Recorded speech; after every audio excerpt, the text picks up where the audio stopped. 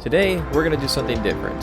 I'm going to take inspiration from one of my favorite internet critics, Cosmonaut Variety Hour, and give a short quick review of the movie, The Boogeyman. For those who don't know, I saw this film at the premiere, all thanks to my older brother, A. Legay. If you haven't seen that video, you can see it right up here, but without further ado, let's talk about The Boogeyman. The movie was alright. It wasn't great, it wasn't bad, it was pretty mid. It has the flaw of using too many fake out jump scares too much and using too much loud noises to scare the audience. The acting in this is pretty good. The story is alright. I feel like the bully characters in the movie are a little pointless, and the way they act is a little unrealistic.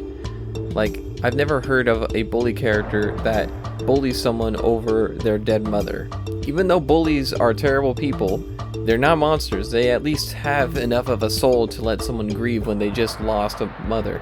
At that point, they're not even bullies, they're just psychopaths like Henry Bowers. But anyways, I'm getting sidetracked. I feel like the bullies are pointless and drive the film away from the family and their struggles grieving over the death of their mother. I feel like they could have done so much to portray the family grieving over the mother and how it takes a toll onto them psychologically and makes them more vulnerable to the film's monster. I also feel like it's a little too short. I know this movie was based off of a short story by Stephen King, but to use another movie that was based off of a short story by Stephen King, let's talk about 1408. 1408 did a better job at adapting a short story by Stephen King, and I feel like if that movie managed to hit the ball right out of the park, then this movie is capable of doing the same. There's so many interesting ideas they could have done for this movie that focuses heavily on grief and loss and the death of a parent and the psychological struggles that come with it. I feel like the only person who's actually affected by it in this film is Sadie and Will. Sawyer doesn't seem to be really affected from the loss of her mother, but I digress. Besides the short instances we get with this family's relationship and struggles, it's really good at conveying those struggles through the acting and story. Another gripe I have is the CGI on the boogeyman himself. The CGI can look off in some shots, like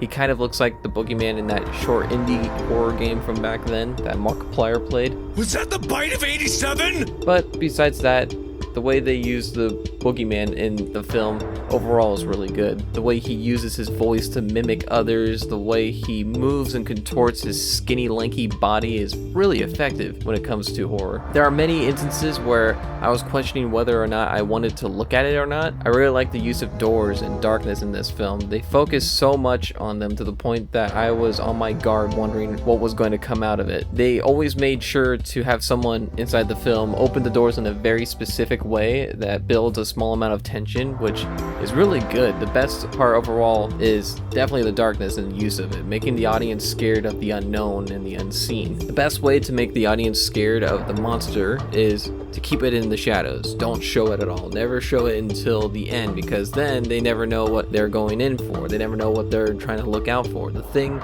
that's scarier than the monster is the human imagination. What we don't see is scarier than what we do see. And the use of the boogeyman in this film is used perfectly to a T.